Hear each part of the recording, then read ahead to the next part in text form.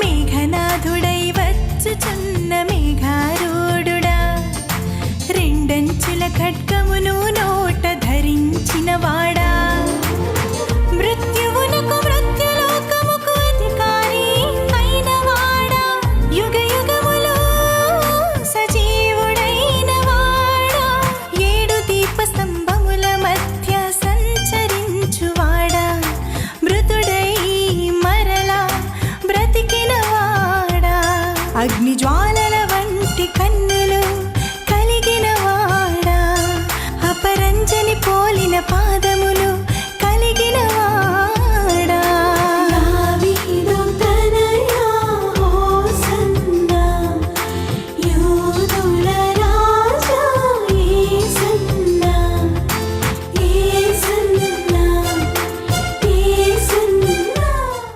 యేసు నామంలో మీకు శుభములు సమృద్ధిగా కలుగునుగాక. మధురం నీ వాక్యం అనే కార్యక్రమానికి స్వాగతం. ఈరోజు మనం దేవుడు నాటిన నీతి వృక్షంలు అనే అంశం 38వ భాగం ధ్యానించుకుందామండి.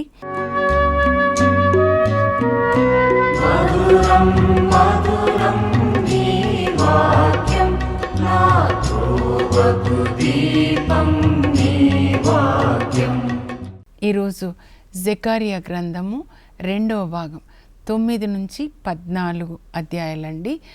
ఈ 2వ భాగంలో యేసు ప్రభు మొదటి రాకడని గురించిన ప్రవచనాలు, 2వ రాకడని గురించిన ప్రవచనాలు ఉంటాయండి. మొదటి భాగం రాసిన 40 సంవత్సరాల తర్వాత జకర్యా ఈ 2వ భాగాన్ని రాస్తాడండి. మొదటి భాగం 520లో రాస్తే 2వ భాగం 480, అంటే 40 సంవత్సరాల తర్వాత గ్యాప్ ఉంటుందన్నమాట. అయితే ఈ 2వ భాగంలో ఈరోజు మనము మరి యేసు ప్రభు 2 రాకడలు, తర్వాత ఈ జకర్యా గ్రంథంలో యేసు ప్రభు యొక్క నామములు, క్రీస్తు నామములు, titles of Christ in the book of జకర్యా.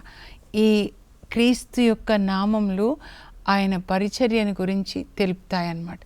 రాబోయే మెస్సయ్య మన కొరకు ఏమేం చేస్తాడు, పాప పరిహారపు ఊట అని అంటాడనమాట జకర్యా. యేసు ప్రభుని గురించి పాప పరిహారపు ఊట, మనందరి పాపముల కొరకు 13వ అధ్యాయంలో ఆయన సిలువలో మరణిస్తాడు. ఆయన మరణించినప్పుడు ఈటతో పొడిస్తే నీరు రక్తము స్రవించాయి అని యోహాన్ 19:34లో రాయబడి ఉంటుంది కదండి. అంటే నీరు అంటే దేవుని వాక్యం అన్నమాట. ఆ వాక్యంతో ఆయన మనల్ని శుద్ధి చేస్తారు. ఎజికేల్ 36:25లో కూడా ఆయన శుభ్రమైన జలములు చల్లి మనల్ని శుద్ధి చేస్తారు. యేసు ప్రభు కూడా చెప్తారు యోహాన్ 15:3లో, నేను మీతో చెప్పిన మాటల వల్ల మీరు ఇప్పుడు శుద్ధులైతిరి. పౌలు చెప్తాడు ఎఫెసీ 5:26లో, నేను వాక్యంతో మీకు ఉదక స్నానం చేపిస్తాను. అంటే ఒక భర్త భార్యని వాక్యంతో శుద్ధి చేస్తాడు. యేసు ప్రభు మన ఆత్మకి భర్త కాబట్టి ఆయన మనల్ని వాక్యంతో శుద్ధి చేస్తారనమాట. సరేనా? ఇప్పుడు 2 అనుకున్నాం కదండి, ఇది మనసులో పెట్టుకోవాలి దయచేసి. యేసు ప్రభు యొక్క 2 రాకడలు, తర్వాత యేసు ప్రభు యొక్క నామములు అన్నమాట. ముందు 9 నుంచి 14 అధ్యాయాలు బ్రీఫ్గా చూద్దామండి. 9వ అధ్యాయంలో యేసు ప్రభు యొక్క 2వ రాకడ గురించి జకర్యా ప్రవచిస్తాడండి. 9:9 అట్లా గుర్తుపెట్టుకోవాలి. 9:9 సియోను కుమారి సంతసించు, సియోన్లోనే యెరూషలేములో ప్రవచిస్తున్నాడు అనమాట యేసు ప్రభు గురించి. ఆనందించు, యెరూషలేం కుమారి ఆనందించి, ఇదిగో నీ రాజు అజేయుడై నీ చెంతకొస్తున్నాడు, వినయాత్ముడై గాడిద పిల్ల మీద కూర్చొని నీ చెంతకొస్తున్నాడు. ఆయన వచ్చి నీ నుండి గుర్రాలని రథాలని తొలగిస్తాడు. అంటే అంధకార శక్తులు అన్నమాట. ప్రకటన గ్రంథం 9లో గుర్రాల మీద దయ్యపు శక్తులు రావడం మనం చూస్తామన్నమాట. 20 కోట్ల గుర్రాలు సైనికుల్లోనికి ప్రవేశిస్తాయన్నమాట. మిడతలు అవి కూడా పిశాచులే అన్నమాట. మీ నుంచి ఇవన్నీ అంధకార శక్తుల్ని ఆయన తొలగించి మీ మధ్య శాంతిని నెలకొల్పుతాడు. యేసు ప్రభు శాంతికరుడైన రాజు అన్నమాట. ఆయన 1 యోహాను 3:8 యోహాన్ రాస్తాడు, son of man has come in order to destroy the works of the devil. మనుష్య కుమారుడు సాతాను కృత్యములను లయం చేయడానికి వచ్చాడని. అందుకే వాక్యమే యేసు ప్రభు. కాబట్టి బైబిల్ చదివితే అండి మనలోనికి యేసు ప్రభు వెళ్ళి ఈ లోకంలో ఆయన ఏం చేశాడు, మార్కు 5లో సమాధుల్లోకి వెళ్ళి గెరాసేన్ల ప్రాంతంలో 6,000 దయ్యాలు పట్టిన ఒక వ్యక్తికి విడుదలనిస్తాడు కదండి. అందుకే మనం ఎప్పుడూ వాక్యం చదువుతూ ఉండాలన్నమాట. ఆ వాక్యము లోపల మనల్ని శుద్ధి చేస్తుంది, స్వస్థత చేస్తుంది. వాక్యం యేసు ప్రభు కనుక ఈ లోకంలో ఆయన ఉన్నప్పుడు ఏం చేశారో ఇప్పుడు కూడా ఆయన అదే చేస్తారు. అప్పుడు మరియ తల్లి శరీరంలో దేవుడు ఆయనకి మరి శరీరాన్ని సృజించారు. ఇప్పుడు మన శరీరమే, మనలోనే ఆయన ఉంటారనమాట. అది మీరు గ్రహించాలండి. ఆ తర్వాత ఇంకా 9వ అధ్యాయంలో మీరు తర్వాత చదివితే ఏముంటుందంటే 9:13 ప్రాంతంలో అండి దేవుడు గ్రీకుల మీద ఇజ్రాయేల్కి జయమిస్తాడంట. దేవుడే పోరాడతారంట. ఎక్కడ ఇది మనం చూస్తున్నామండి, గ్రీకులు ఎప్పుడు వీళ్ళ మీద దాడి చేశారు అంటే క్రీస్తు పూర్వం 175 నుంచి మనం చూడాలి. మక్కబీల గ్రంథం, మొదటి మక్కబీల గ్రంథంలో 1-2 అధ్యాయాలు మీరు చదివితే అక్కడ అలెగ్జాండరు క్రీస్తు పూర్వం 333లో మరి యూదా దేశం మీద దాడి చేస్తాడండి. ఆ దాడి చేసిన తర్వాత ఆయన జబ్బున పడతాడు. 32 సంవత్సరాలకే ఆయన చనిపోయేటప్పుడు ఆయన జయించిన సామ్రాజ్యాన్ని 4 సైన్యాధికారులకి పంచి ఇస్తాడండి. ఆ 4లో ఒకరు సెల్యూకస్ అన్నమాట.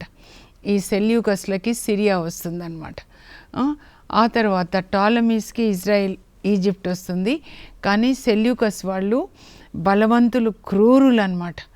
అలెగ్జాండరే క్రూరుడు, ఆయన కింద అధికారులు క్రూరులు.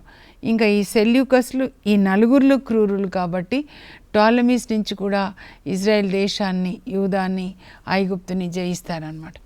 జయించిన తర్వాత ఆ సెల్యూకస్లో నుంచి పుట్టిన పాపపు మొలక పుట్టినట్లు పుట్టిందంట. ఆ సెల్యూకస్ నుంచి యాంటీయోకస్ ఎపిఫానిస్ 4 అనమాట. మీరు 1వ అధ్యాయం 1 మక్కబీలు 1:20 నుంచి అట్లా చదివితే క్రీస్తు శకం 175లో యాంటీయోకస్ ఎపిఫానిస్ అంటే అలెగ్జాండరు, సైన్యాధికారి సెల్యూకస్లు అందులోంచి అనమాట. దానియేలు గ్రంథంలో కూడా మీరు చదివితే 8వ అధ్యాయంలో మేకపోతుకు ఒక పెద్ద కొమ్ము ఉంటుంది. దాని ప్రక్కన 4 కొమ్ములు. ఆ పెద్ద కొమ్ము విరిగిపోతుంది. అంటే అలెగ్జాండర్ చనిపోతారు. 4 సైన్యాధికారులు, 4 కొమ్ములు. అందులోంచి ఒక చిన్న కొమ్ము పుడుతుంది. ఆ చిన్న కొమ్మే అంత్యక్రీస్తు అనమాట. ఆ అంత్యక్రీస్తు అప్పుడే కనబడతాడండి. పాత నిబంధనలు మనం చూస్తామా, ఫరో రాజులు పనిచేసింది, లేకపోతే హమాను, ఆ తర్వాత హెరోదు రాజు వాళ్ళ సంతతి దేవుని పిల్లల్ని నాశనం చేయాలి అని అనమాట.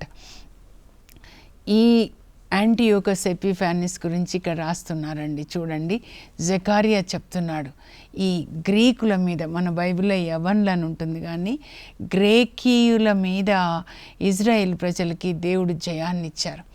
ఎలా అంటే సెల్యూకస్ కోవకు చెందిన యాంటీయోకస్ ఎపిఫానిస్ దేవాలయంలోకి వచ్చేస్తాడండి.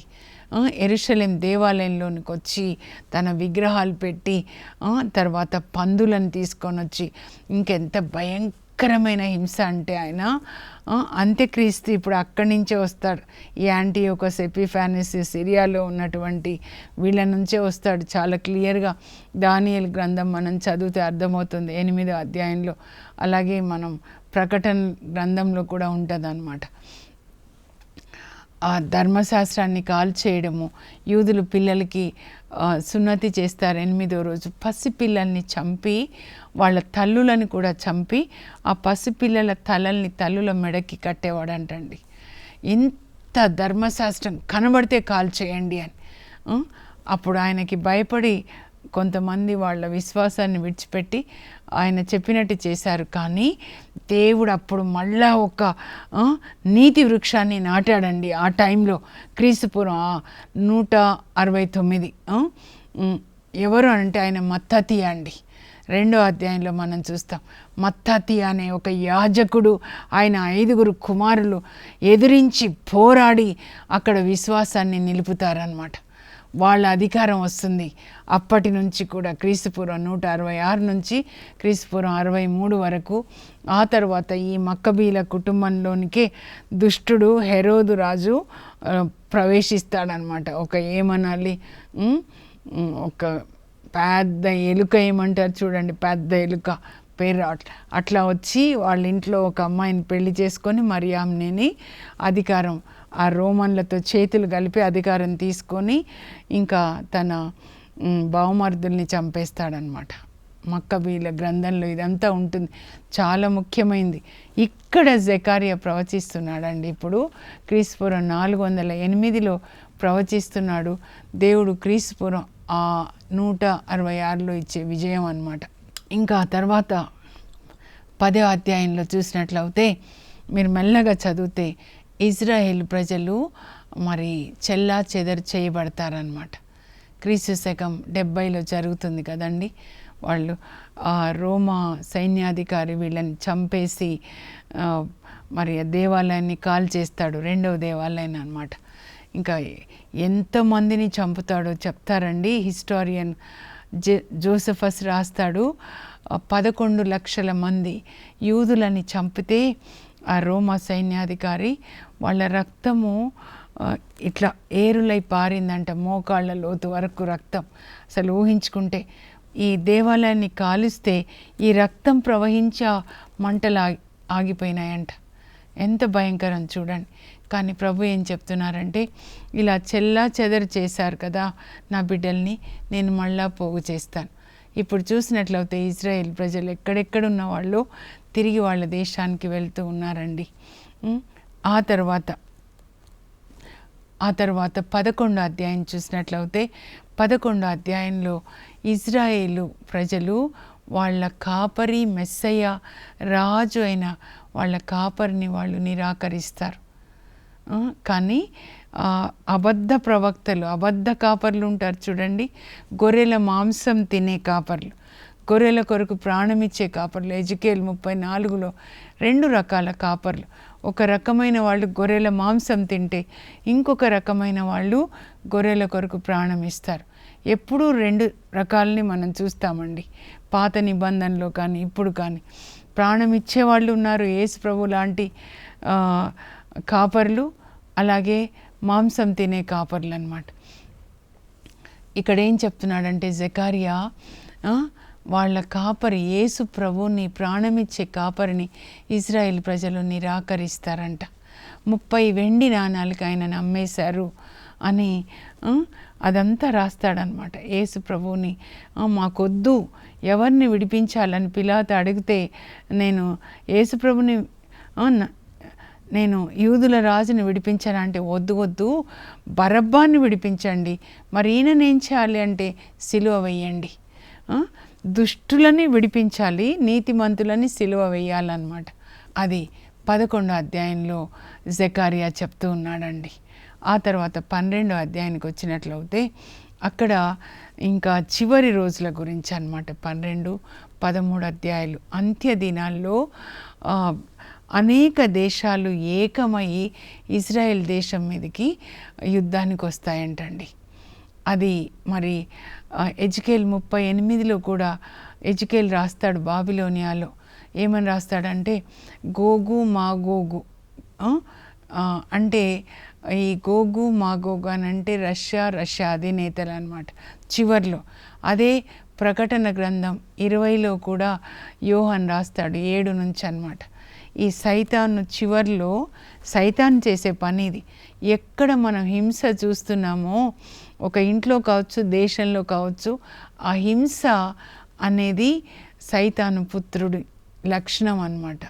చంపడము, క్రూరత్వం. మరి యేసు ప్రభు దేవుని పుత్రుడు కరుణామయుడు, దయామయుడు, క్షమించేవాడు. యాంటీ క్రైస్ట్ అంటే సైతాన్ పుత్రుడు, యేసు ప్రభుకి వ్యతిరేకమైన లక్షణాలు. ఇదంతా కూడా ప్రకటన గ్రంథం 20లో మీరు చదివితే అండి 7 నుంచి కూడా సైతాను గోగు మాగోగు ఇంకా అనేక దేశాల అధినేతలను మరి ఆ సైన్యాన్ని పోగు చేసుకొని ఇజ్రాయెల్ దేశం మీదకి యుద్ధానికి వస్తాడంట. కానీ దేవుడు పరలోకం నుంచి అగ్నిని పంపించి వాళ్ళని నాశనం చేస్తాడంట. చివరికి సైతాన్ని ఆ అసత్య ప్రవక్త అంత్యక్రీస్తు ఏ అగ్నిగుండంలోనికి నెట్టివేయబడ్డారో సైతాన్ కూడా అక్కడికే నెట్టివేయబడతాడు అని ప్రకటన గ్రంథంలో 20వ అధ్యాయంలో ఉంటుందండి. అది ఇక్కడ రాస్తున్నాడనమాట. అన్ని దేశాల వాళ్ళు మరి పోగై ఇజ్రాయెల్ దేశం మీదకి యుద్ధానికి వస్తారు. ఇప్పుడు అది మనం చూస్తున్నాం కదా, కనుక మనం చాలా జాగ్రత్తగా ఉండాలి. ఎప్పుడైతే వీళ్ళు పోగై ఇజ్రాయెల్ దేశం మీదకి యుద్ధానికి వస్తారో ఇంకా 13వ అధ్యాయంలో ఏంటంటే యేసు ప్రభుని పాప పరిహారి అంటే పాపములను పరిహరించు ఊట, దేవుడు ఒక ఊటని మనకి ఇస్తారంట. యేసు ప్రభు మరణించినప్పుడు పొడిస్తే నీరు రక్తం వచ్చింది. పాపములను మనందరి పాపాలని పరిహరించే ఊటగా యేసు ప్రభుని చెప్తున్నారు. 14వ అధ్యాయం ఏంటంటే ప్రభు తీర్పు దినం వచ్చినప్పుడు 4వ వచనం అండి, 14:4 పరలోకం నుంచి యేసు ప్రభు వస్తాడు. ఎక్కడికి వస్తాడంటే ఓలీవ కొండ మీదకి వస్తాడండి. అబ్బా, అది చూస్తే ఎంత బాగుంటుంది కదా. ఆయన పరలోకానికి కూడా ఓలీవ కొండ మీద నుంచే వెళ్ళాడు. ఓలీవ కొండ చాలా బాగుంటుందండి. అపోస్తుల కార్యాలు 1వ అధ్యాయంలో యేసు ప్రభు ఓలీవ కొండ మీద నుంచి పరలోకానికి వెళ్తారు వాళ్ళని దీవిస్తూ.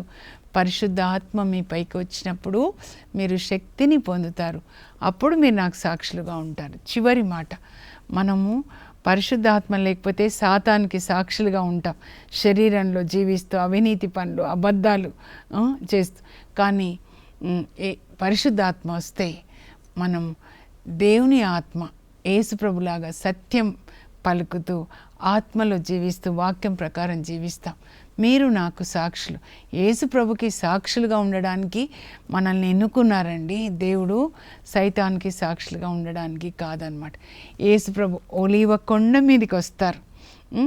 వచ్చినప్పుడు ఆయన పాదం మోపగానే కొండ 2గా చీలిపోతుందంట.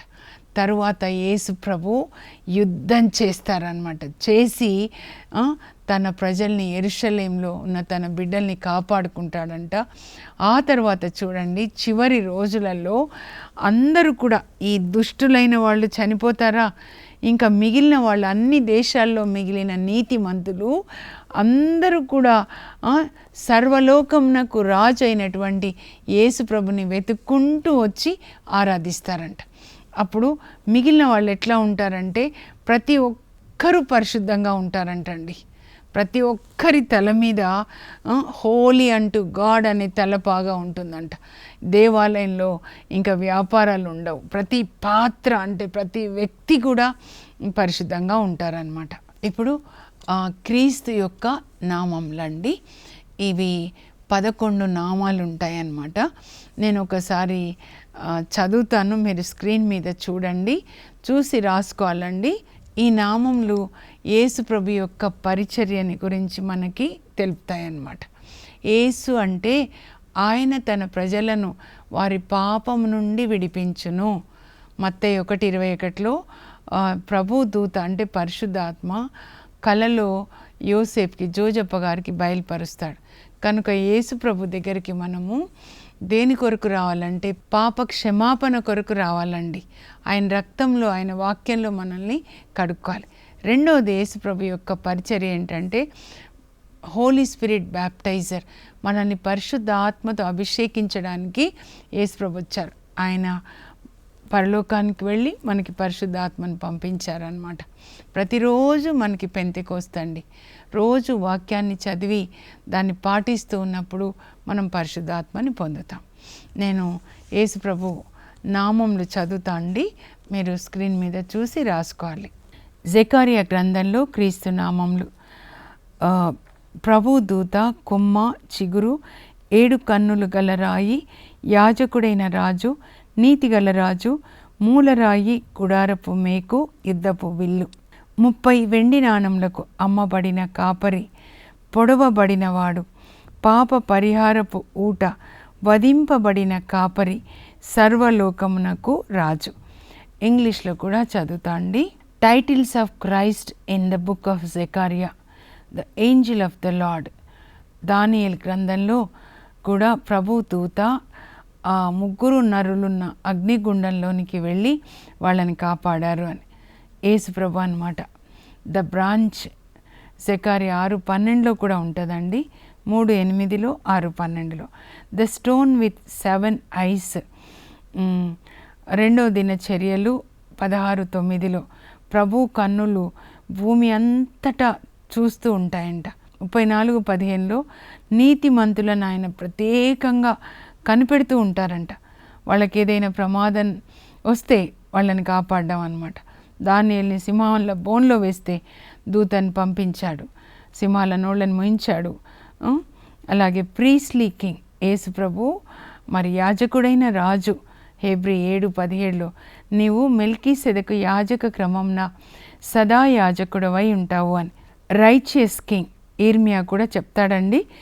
నీతి గల రాజు యేసు ప్రభు పరిపాలనలో అంత నీతే ఉంటుందన్నమాట.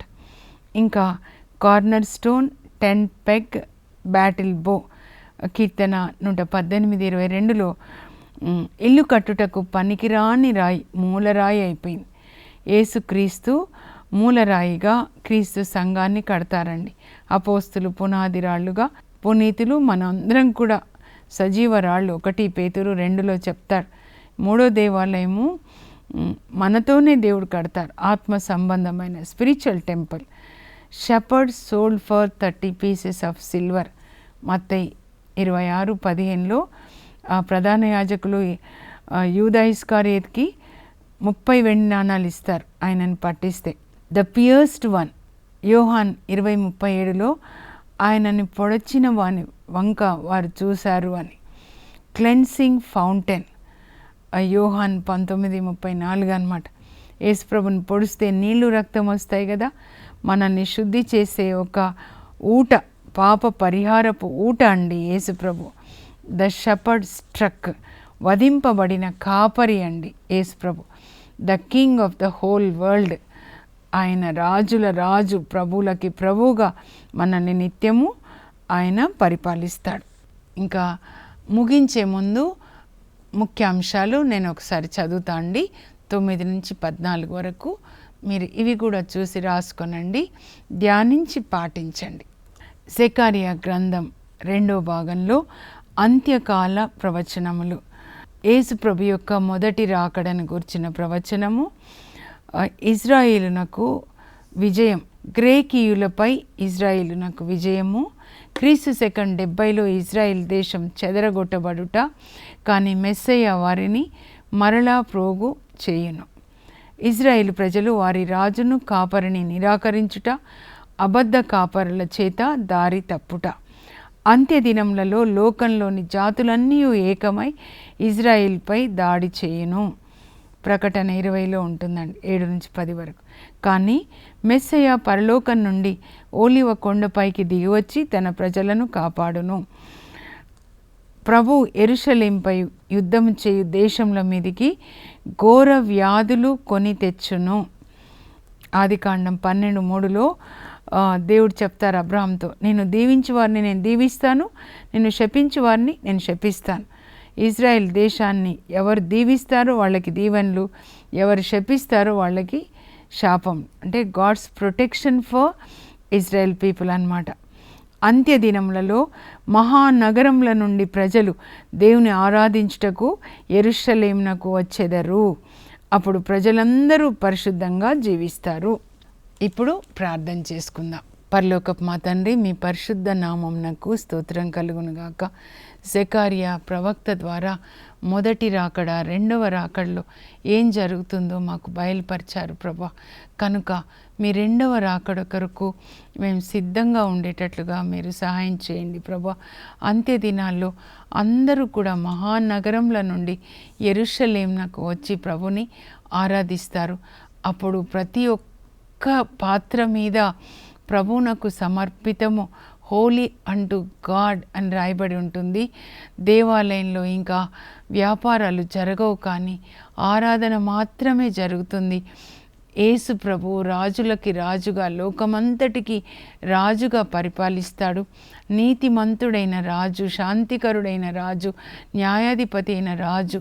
నాయన, మేము మీ రెండవ రాకడ కొరకు ఎదురు చూడడానికి మాకు కృపని దయచేయండి ప్రభా. అయ్యా, మీరు మేఘాల్లో వచ్చినప్పుడు మేము మేఘాల్లో మిమ్మల్ని కలుసుకోవాలి ప్రభా. అక్కడ మా వివాహం మీతో జరగాలి. గొర్రెపిల్ల విందులో పాల్గొనువారు ధన్యులు అంటున్నారు.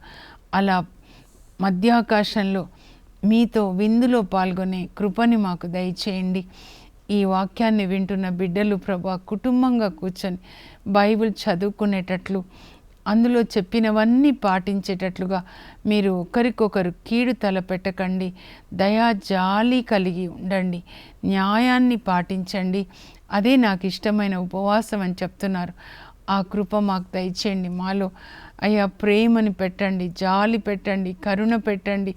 మేము నీతిగా, న్యాయంగా దేవుని బిడ్డలు, సత్యమైన బిడ్డలుగా జీవించే కృప మాకు దయచేయండి. సత్యమునకు సాక్ష్యమిచ్చుటకు నేను వచ్చి ఉన్నానన్నారు యేసయ్య. మేము కూడా మీ బిడ్డలుగా సత్యానికి సాక్ష్యం ఇవ్వడానికి మాకు కృప దయచేయండి. యేసు నామంలో అడుగుచున్నాం తండ్రి, ఆమేన్. సత్యమునకు సాక్ష్యం ఇచ్చిన యేసు ప్రభు బిడ్డలుగా మనం కూడా ఆ యేసు ప్రభుకి సాక్షులుగా నీతిగా, ప్రేమ, కరుణ కలిగి జీవిద్దాం. God bless you. Have a blessed day. For information, please contact us.